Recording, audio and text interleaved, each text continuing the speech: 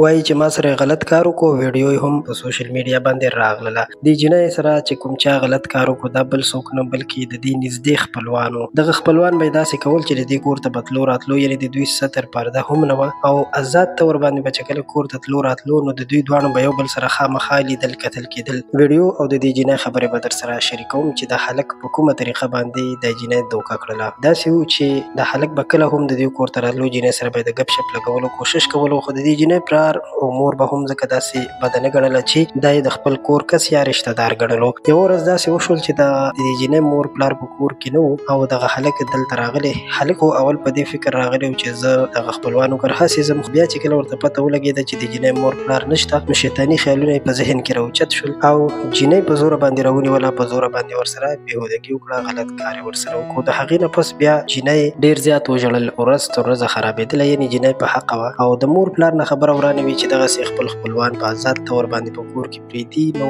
دغسې بیا مسایل جوړېږي. نو جینۍ ورځ تر بلې خرابېدله. اخر داسې وشول چې جینۍ دغه ټول حال خپل مور پلار ته وویلو، ځکه چې هغه په دې هم نه پوهېدله چې ما سره داسې شي. نو بیا یې د هغې نه پس مور پلار پوه شول، خو هغه هلک بیا د کلي نه هم تښتېدلی و. دوستانو دا یو ډېره عبرتناکه واقعه ده. په دې کې موږ ته یو ډېر لوی عبرت داسې حاصلېږي چې اکثره وخت دا پښتانه چې کوم دي هغوی خپل خپلوان کوم ځوانان یا زلمي هلکان چې دي چې ډېر لرې رشته دار یې هم وي، ډایرکټ کور ته راځي، ډایرکټ کور ته راننوځي او د تره لورګانو سره د ماما لورګانو سره ګپې شپې لګوي چې دا بیا وروسته داسې یو ناسور اختیار کړي، داسې یو زهر خواره کړي چې بیا دغسې د جینکو زندګي او ژوند برباد شي. نو دا ویډیو مې د دې په خاطر تاسو سره شریکه کړله چې موږ په هر ویډیو کې تاسو ته یو پیغام درکوو. امید لرم چې دا ویډیو به هم ستاسو خوښه شوي وي، دا پیغام به ستاسو خوښ شوي وي. ستاسو د نظر په انتظار یم او له نور تازه ترین معلوماتو لپاره زموږ دا چینل سبسکرایب کړئ.